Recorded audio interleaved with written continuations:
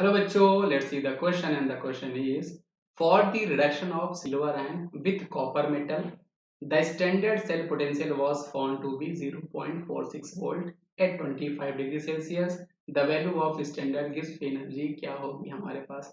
ये बेटा बहुत ही आसान क्वेश्चन है, डायरेक्टली फॉर्मूला बेस्ड क्वेश्चन है. आपको फॉर्मूला लगाना है, आपके पास आंसर आ जाएगा. इक्वेशन हमारे पास क्या गिवन है बेटा, हम लोग सिल्वर आयन जो है ना उसको हम लोग रिड्यूस कर रहे हैं. तो रिडक्शन कहने का मतलब क्या है बेटा कि सिल्वर आयन मेनली आपको +1 ऑक्सीडेशन नंबर देता है. इसका हम लोग रिडक्शन कर रहे हैं, एक इलेक्ट्रॉन लेगा और यहाँ पर कन्वर्ट होके Ag में देगा. तो अगर सिल्वर आपका रिड्यूस हो रहा है बेटा तो ऑब्वियस सी बात है, यहाँ पे कॉपर जो होगा वो आपका ऑक्सीडाइज हो रहा होगा, क्योंकि ये जो प्रोसेस होती है आपकी रिडॉक्स रिएक्शन हुआ करती है. तो कॉपर जो होगा बेटा वो आपका ऑक्सीडाइज होके कॉपर 2 प्लस साथ ही हमें यहाँ पर 2 इलेक्ट्रॉन दे रहा होगा, तो ये होगी.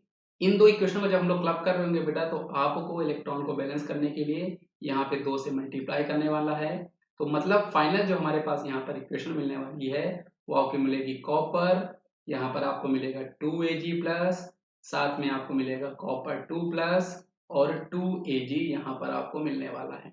अब आपको ये समझ में आएगा कि सर हमने आपको ये डाउट होगा कि हमने ये इक्वेशन को क्यों लिखा. ये यहाँ पर इक्वेशन लिखने का कॉन्सेप्ट है बेटा, क्योंकि जब हम लोग गिब्स फ्री एनर्जी निकालेंगे डेल्टा जी स्टैंडर्ड, वो आपके पास होता है बेटा -NF E स्टैंडर्ड सेल. तो यहाँ पर n की वैल्यू का पता लगाना बहुत जरूरी होता है, जो कि आपकी फाइनल रिएक्शन जो हमें चाहिए उस पे ट्रांसफर ऑफ इलेक्ट्रॉन को बताया करता है. तो आप देख सकते हो बेटा जो हमारे पास फाइनल रिएक्शन है, यहाँ पे जो ट्रांसफर ऑफ आपका इलेक्ट्रॉन हो रहा है वो 2 इलेक्ट्रॉन का हो रहा है. मतलब n की वैल्यू हमारे पास 2 हम लेने वाले हैं. तो n की वैल्यू आपके पास 2 हो गई. f हमारे पास कांस्टेंट है, इसकी वैल्यू 96500 होती है. और ई स्टैंडर्ड सेल की वैल्यू क्वेश्चन में 0.46 वोल्ट हमारे पास ऑलरेडी गिवन है. अब आप इस क्वेश्चन को सॉल्व करोगे बेटा तो आपके पास जो आंसर आने वाला है इसको मल्टीप्लाई करोगे, मल्टीप्लाई करने के बाद जब सॉल्व करोगे तो ये आपका आएगा -88,780 जूल. आपका यहाँ पर मल्टीप्लीकेशन करने के बाद ये वैल्यू आपकी आने वाली है. अब क्वेश्चन में हमारे पास जो ऑप्शन है बेटा वो आपके पास किलो जूल में है, इसको हम किलो जूल में कन्वर्ट करेंगे बेटा तो डिवाइड बाय 1000 करेंगे तो -88.780 आपको किलो जूल मिलने वाला है.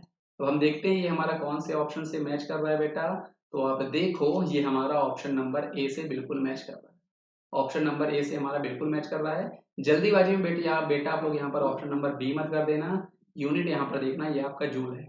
इजी क्वेश्चन है, तो जब कभी भी आपके पास इजी क्वेश्चन होते हैं तो ऑप्शन में थोड़ा बहुत वो हेर फेर करके रखता है, तो आपको ध्यान से देखना होता है. सही जवाब हमारे पास यहाँ पर ऑप्शन नंबर ए है.